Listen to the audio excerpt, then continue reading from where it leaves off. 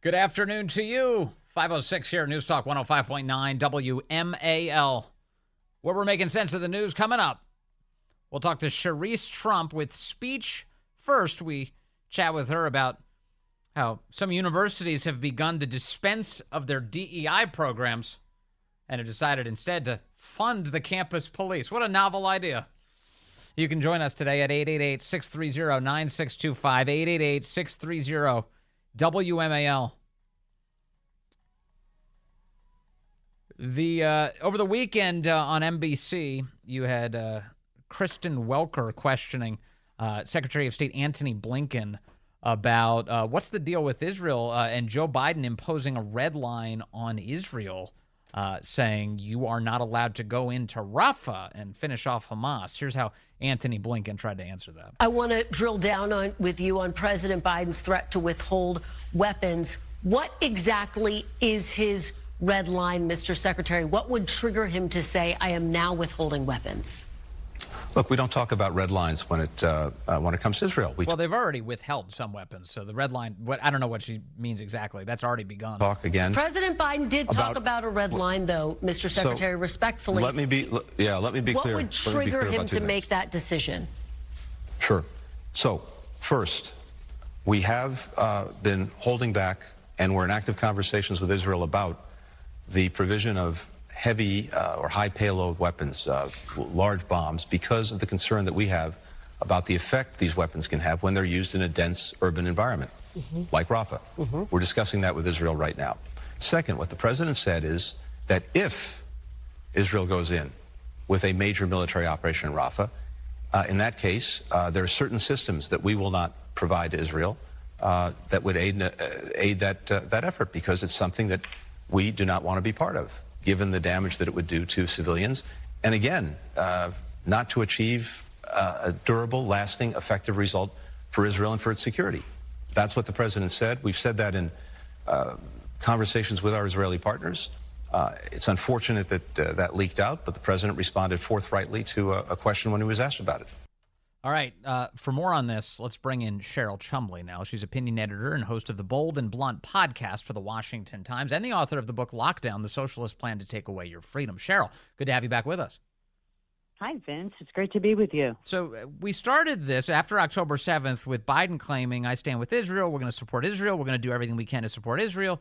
And now we're at the point where he's actually stopping shipments, it appears, in order to satisfy his base ahead of the election? Which is very concerning, right? Very concerning, because it departs from historic America-Israel allied force on the international stage. And really the bigger danger here is no matter what the outcome of the narrative is coming from this White House today, no matter if they switch and they agree to provide Israel with the same arms that they've been providing before, Hamas gets a win here, and so does Hezbollah, and so does Iran, and so don't all the terrorist groups around the world, because it just makes this White House look weak. And the weaker this White House looks, the more the terrorists exploit the situation, the more dangerous and perilous it becomes, not only for Israel, but for America and for the West. Because remember, the chant is death to Israel, death to America, death to the West. There's a Washington Post report this weekend that the Biden administration has offered to give Israel some sensitive intelligence on the whereabouts of senior Hamas leaders if it agrees to hold off on the invasion of Rafah, which strikes me as, wait a second, we haven't been giving them intelligence? I thought that was the whole point. I thought we were helping them. So we've been holding it back as a kind of an effort to coerce them to not finish off Hamas? Yeah, nice spin there, right? Because my takeaway is exactly what you said, that America has intelligence under Joe Biden that is being withheld from Israel that could help Israel fight and win against Hamas. And so that's just shocking, right? And again, it's not just Israel's war. This war that Israel is engaging in, which is a defensive war, a counterattack, right? October 7th, it wasn't Israel that was the aggressor, it was Hamas. But Israel's counterattack against Hamas and attempt to eradicate this terror organization is all of civil society's war right now. And the fact that this administration is wishy-washy on that idea and keeps drawing moral equivalencies between the Palestinian civilians who, by the way, elected Hamas, right, and cheered Hamas, and still to this day continues to support Hamas's ongoing aggression against Israelis. The fact that this administration has stood wishy-washy on that is a very dangerous situation. There's also a report this weekend out of the United Nations that they have revised what they consider the Gaza death toll. And they've actually shrunk the numbers down by about 50% fewer women and children were actually killed than previously reported. And Cheryl, as you know, the only place anybody was actually getting numbers from before was Hamas. The media keeps saying it's the Gaza Health Ministry, which is a fancy way of it's a euphemism for Hamas keeps claiming these numbers. So how does the UN get casualty numbers wrong to the point that they had to reduce them by 50%? Yeah, oops, right. I mean, that's been the media's narrative that they have latched onto for months now to kind of turn the tables on Israel and paint Israel as really being over-aggressive in trying to go into Gaza and eradicate Hamas. They talk about the poor Palestinian civilians. They talk about the poor starving children in Gaza who are not being able to receive the food and aid and so forth that Egypt and America has sent. And so the fact that the UN has had to revise that narrative by so much, it's not shocking to anybody who knows the context. Engagements there and how the world's governments are pretty much anti-Semitic at root. But it is a shock that they've come forward so blatantly and revised the numbers down without apology, without explanation, and without changing their tune going forward and becoming more pro-Israel instead of more pro-Hamas. Yeah, and look, nobody wants to see civilian deaths, but war is bloody business. And one of the things I've seen some of the numbers in terms of just the ratios, the number of civilian deaths to the number of militants killed, that Israel is actually been, in a sense, I don't know what the word is for it, but far less deadly to civilians than so many other countries, to include the United States, in many of the wars that we've been engaged in. Oh, gosh. Well, toward that point, Vince, I was in Israel from March 24th to April 9th, and I was there covering war-related issues for the Washington Times. And as part of that, I spoke with IDF officials and others in government in the Knesset, talking specifically about how the IDF, Benjamin Netanyahu, and the Israeli in government have bent over backwards to help Palestinian civilians leave areas where the IDF knew they were about to strike, help the Palestinian civilians get food and aid. They dropped flyers over areas that they were about to attack. They're doing it now. They're doing it now. They're basically tipping their hands to Hamas where they're about to attack. And they're doing that in order to save the Palestinian civilians, even knowing that it puts their own IDF members in danger. It is an extraordinary thing. And then in Gaza, you mentioned that, and I've invoked this too, that the people of Gaza elected Hamas as the ruling party there to lead that area. And my understanding when I say that is it wasn't under duress that they hired him. Like sometimes we look at elections and we go, well, that was like a full rigged deal. Like that innocent person had nothing to do with that person, that group becoming the leadership. But in Gaza, Hamas has a popularity to the extent that they're actually truly being elected to rule the area, right? And not just Hamas, right? But those who didn't vote for Hamas voted for other organizations that had the same anti-Israel agenda as Hamas. They may have differed on other points. But in terms of the Palestinian civilian population, when you say that, it has a very different meaning than what we in the West might think of as civilian, right? A lot of these civilians over there, most all in Gaza, knew what Hamas was doing because under their own homes, there were tunnels built by Hamas.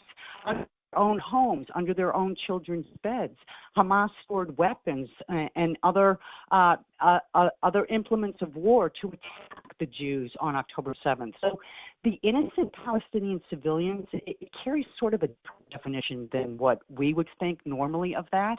And we need to keep that in mind when we go to talk about the innocents and civilians in Gaza right now. It's not as innocent and civilian as what we would normally think. Does it drive you crazy that the Biden administration has funded all of the terror involved here? So there's a lot of discussion about the way Israel should fight back or whether they should go into Rafah, but there's not much discussion about the fact that the Biden administration cleared the road for tens of billions of dollars to flow to the Iranians, which was used in the terror attack on October 7th. Well, it drives me crazy about that, and it drives me even crazier about the Barack Obama administration basically doing the same thing, right? Yes. And if you look at what this Biden administration has done, just take UNRWA, for example, right? UNRWA, which is one of the it's one of the largest recipients of foreign aid, not just in America, but around the world, which the money is used to further the advance of Hamas terror and other terror groups against Israelis, right? And so this administration, after October 7th, they towed the narrative and they stopped funding for UNRWA. But Congress came in and they put a limit on when the funding could go forward again. So it's not until the 2025 when UNRWA funding can resume. This administration right now is talking about resuming funding of UNRWA, which is to say resuming funding of Hamas and other terror groups. So it drives me nuts that the media doesn't talk about this. And it's just one of the key points that makes this administration so dangerous to civil societies. Yeah, big time.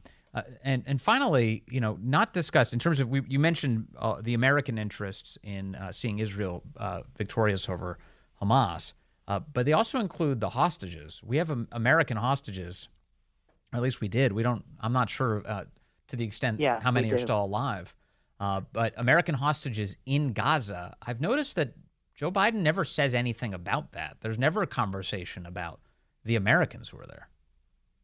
Yeah, and this is a big point, right? This is another thing that drives me nuts, that talking about the Americans who are being held hostage by Hamas is something that is really below the radar in the media. And my mind goes back to Jimmy Carter versus Ronald Reagan days, right? When the hostages under Jimmy Carter were allowed to stay there for, 300 some odd days. And then the day that Ronald Reagan was inaugurated, all the Americans were released. And it's sort of like we're on that same trajectory with this administration, right? Americans are in danger in countries around the world where terror groups rule and reign.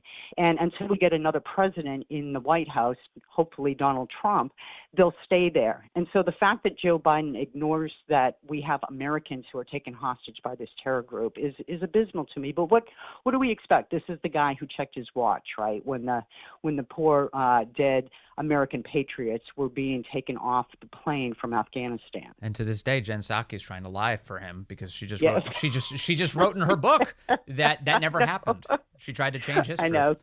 It's so typical. Gaslighting. Yes. Oh my goodness. Cheryl Chumley, thank you for your excellent work and for your time today. Always great to talk to you. As Cheryl Chumley just mentioned, I want to emphasize for a moment, Jen Psaki, circle backy Jen Psaki, the former White House press secretary, now MSNBC host, obviously, because that's how that works.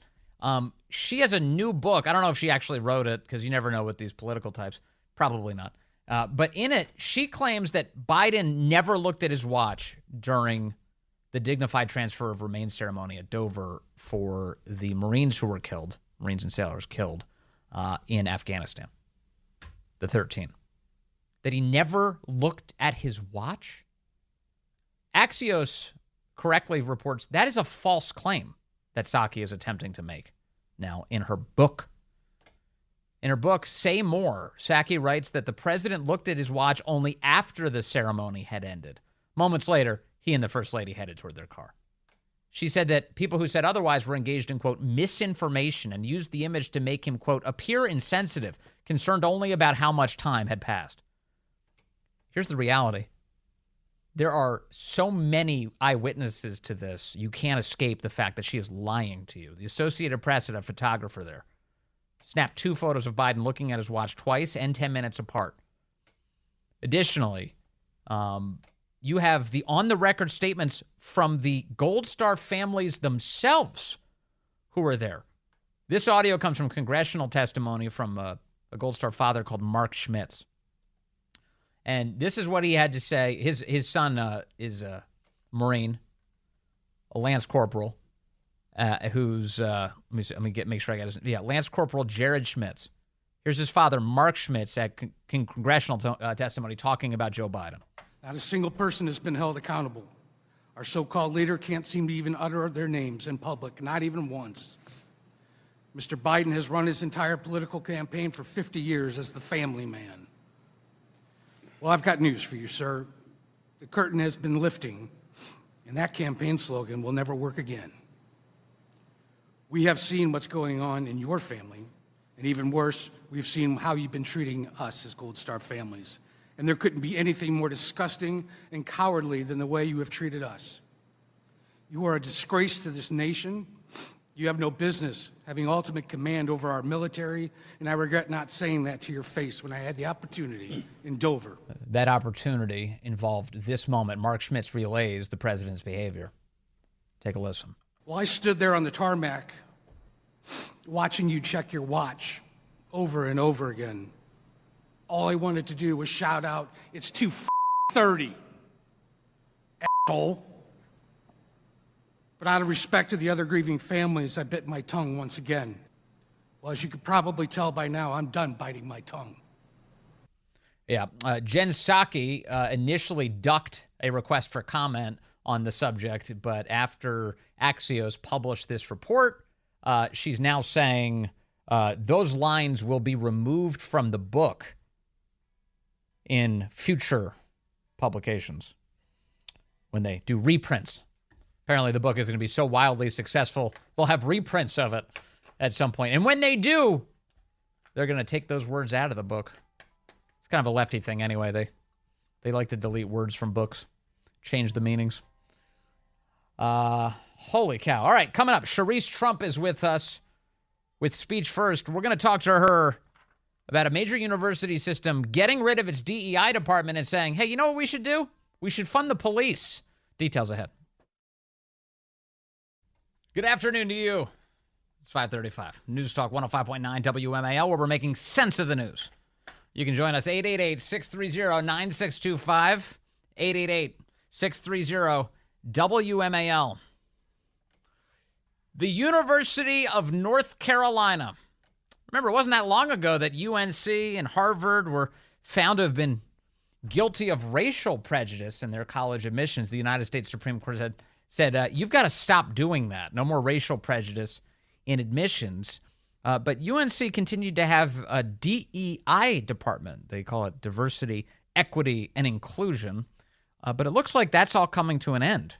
For more on what exactly is happening here, let's bring in Cherise Trump. She's the executive director of Speech First and joins us now. Cherise, good to have you back with us. Thank you so much.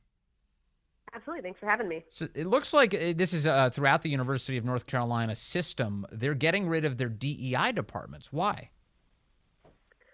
Yeah, well, I think it's been abundantly clear over the last couple of years, especially even just more recently, though, in the last few months with the amount of protests and riots and property damage that has taken place on campuses, that there's a serious disconnect between much of what, America stands for and American principles and what students are actually being taught and what they're learning in campus.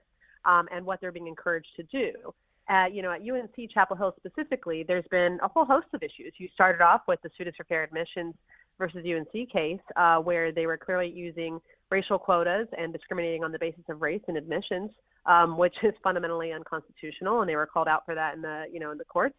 And after that, though, it's the DEI stuff has been progressing on campus, and I think it's very telling. Recently, they had they launched at UNC a new civics Center, which would be this big school where they teach about the Constitution and kind of economics and whatnot to try to reclaim some of those fundamental principles, but then only to get a huge pushback from the faculty. I think over 400 faculty signed a letter that pushed back against the existence of that institute on campus. So that goes to show kind of where their priorities are. They'd rather put millions of dollars into funding DEI than actually funding teaching about the Constitution and American principles. It seems like something's changing here. I mean, it was last month, the UNC Board of Governors decided to revoke a policy that mandated DEI offices at all of the public universities throughout the state, and the full Board of Governors is expected to vote next week on that subject. Meanwhile, specifically at the University of North Carolina, Chapel Hill, it looks like they're going to begin, and across the UNC system, they're beginning to purge this. Here's a Board of Trustees meeting. This took place earlier today. This is fresh audio. A Board of Trustees meeting where they begin to identify, hey, how much are we spending on DEI? Take a listen. We did have a system study on the amount of money that state funds are being spent on DEI. Is that correct?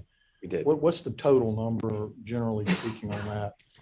So the UNC, the report we provided to the system office, the most recent one, again, that's one way to define DEI spend, and it identified $2.3 million total in spending. Mm-hmm. Our campus? Our campus, UNC Chapel Hill. Okay, thank you. Anybody else? Okay, yeah, thank you, Trustee White. So I'm going to move at some point on the all funds budget that we peel out $2.3 million in state funds that's directed toward DEI efforts and reallocate that to public safety at the university. I think we have an opportunity to lead on this.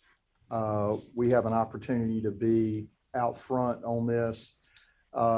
With the Board of Governors pending policy change, I think we'll be in the clear to do that. And if something happens, we can certainly, the Chancellor has management flexibility to pivot if he needs to. But I'm going to make a motion that we peel out the $2.3 million in state and trust fund money used for DEI, and that we reallocate that to public safety. That's Marty Kotis, who you just heard from, who handles the money there at UNC. The whole Board of Trustees voted unanimously today with him on that subject. They said, no more funding for DEI. We're going to send that $2.3 million to campus police, Cheryl. Cherise, that seems like a big deal. Mm-hmm. Yeah, that's a huge deal. And I think it has a lot to do with some of the recent incidents. You saw that at UNC, just like many of the other campuses across the country, you had the Students for Justice in Palestine, and many of these groups host these kind of sit-ins with tent encampments, trespassing on property and vandalizing property, harassing students, all in the name of Palestine. Meanwhile, they also lowered the American flag, raised the Palestinian flag over the school, which the chancellor then came out and had those fraternity boys, which, this is really popular, it's all over the place, actually raised the American flag back up. But this just shows that campus security and the police on campus were very outnumbered by the rioters, by the students who were committing criminal acts, and they were not able to enforce the policies. And one more thing I'll say on the SJP group on campus, because they have repeatedly violated campus policies, not only campus policies, but state laws.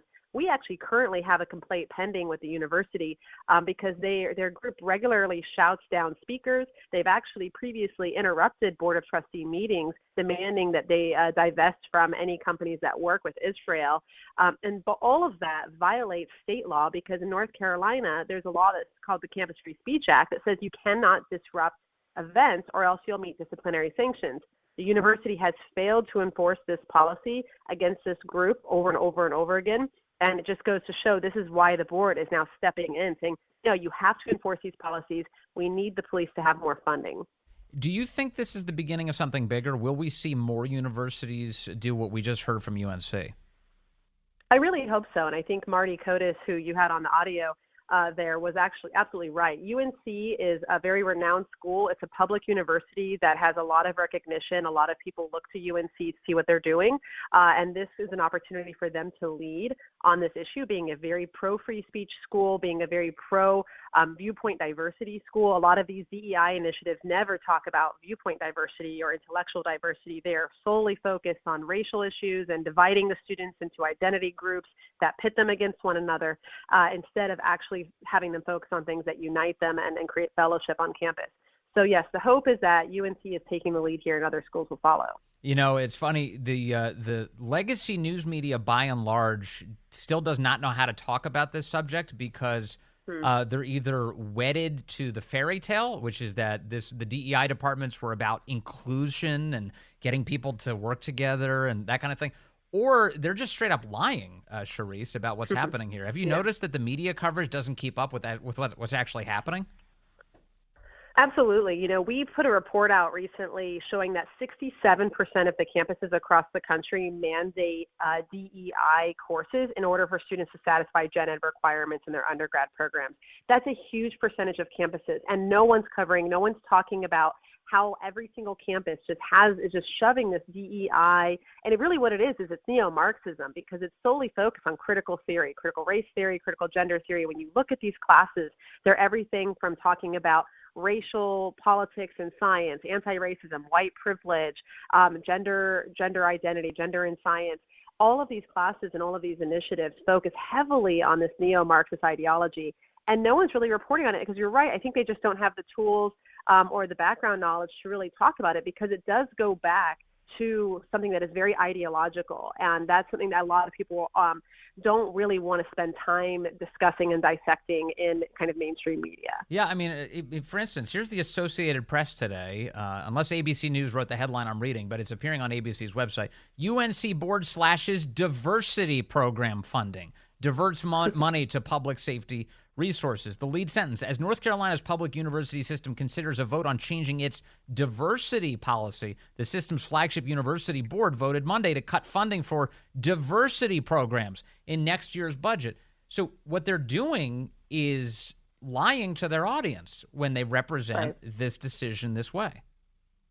Well, it's very slanted. I mean, I think a lot of the media outlets, especially AP, these are all very kind of left-leaning outlets. And so they're going to have a slant there, and they're not going to be clear as to what is actually happening, because they want the public to be outraged that you suddenly have a board that's going to be taking away diversity. That has nothing to do with it, though, because it's already been proven that the DEI initiatives actually have opposite effects. They pit students against each other. They tamp down on free speech on campus.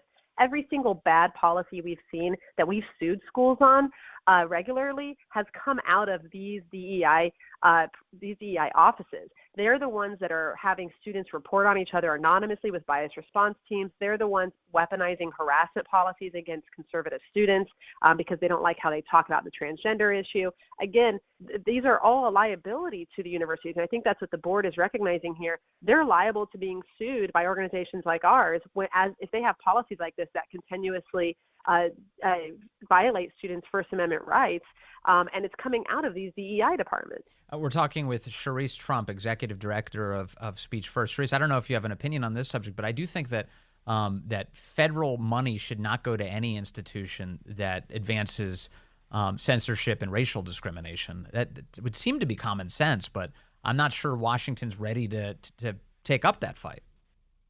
Yeah, you would think it's common sense to not discriminate on the basis of race. Yet just last year, we just had a huge Supreme Court case, as you mentioned, the Students for Fair Admissions case against Harvard and UNC. It was still a hotly debated and contested issue in the public whether or not affirmative action should be kind of the name of the game, and whether or not schools should be allowed to discriminate on the basis of race in admissions.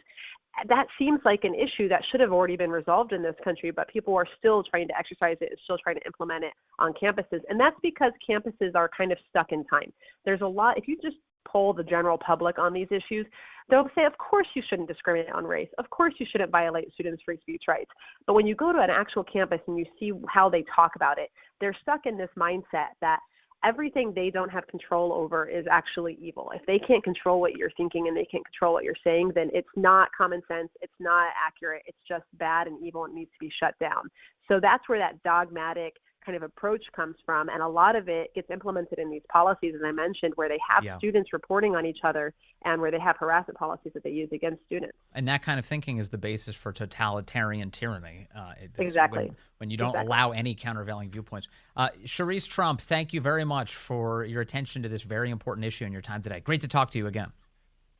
Absolutely. Thanks so much. That's Cherise Trump over at Speech First. I want to play one more piece of audio for you of the UNC board member Marty Kotis, who said this today during the Board of Trustees meeting about why he's decided to defund DEI and instead give that money to the campus police. A unanimous vote on that subject today by the Board of Trustees. And I'll just make one last comment. You know, we talk about peaceful protest, but when you destroy property or you take down the U.S. flag, and you have to put up gates around it that cost money, or deploy officers to do that. North Carolinians are watching all of this and they are not happy. And I think it's imperative that we have the proper resources for our law enforcement to protect the campus. And that means our property and that means our flag as well. Why can't more people sound like this? Why can't more university administrators sound like this? They should. They absolutely should. Come to their senses, please. Look what they've built. In fact, at UNC, remember the back in the end of April, you had the commies chanting this about that guy you just heard, Marty Kotis.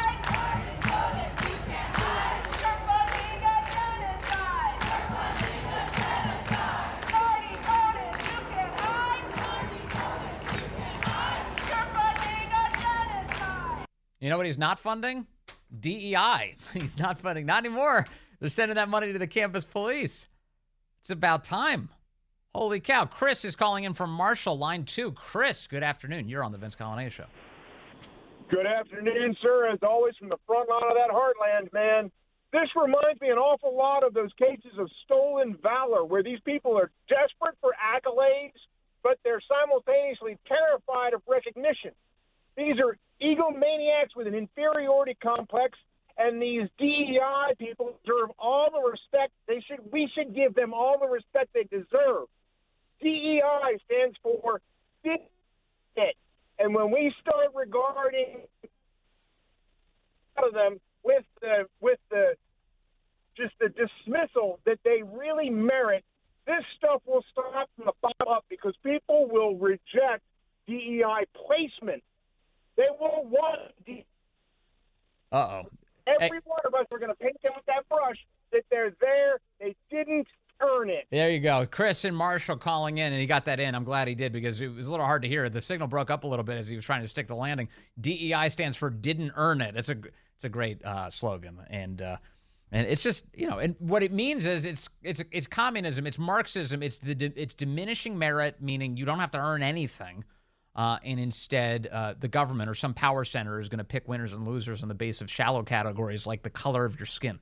How preposterous, how absurd, and how 2 centuries ago. I mean, we're trying to move past this. And Democrats are trying to lock us in a position of racial prejudice. It's been their party's entire history. And his point about narcissism is phenomenal because that's at its core what so much of this chaos is about.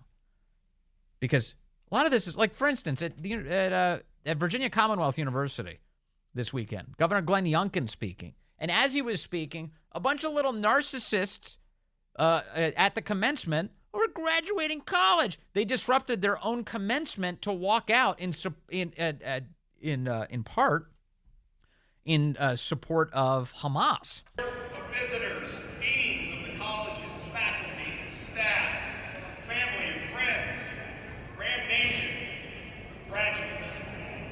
What a distinct privilege it is to join you this morning to honor and congratulate the class of 2024. And as they're shuffling out, they're holding signs up, and some of them say, "Teach Black history," which, of course, it is being taught, you morons. What do you think's being taught? And book bans do not equal respect for learning, is one of the signs said. Yeah, that's right. So don't ban 1984. Don't ban To Kill a Mockingbird. And don't put pornography in a third grader's classroom. How hard is this?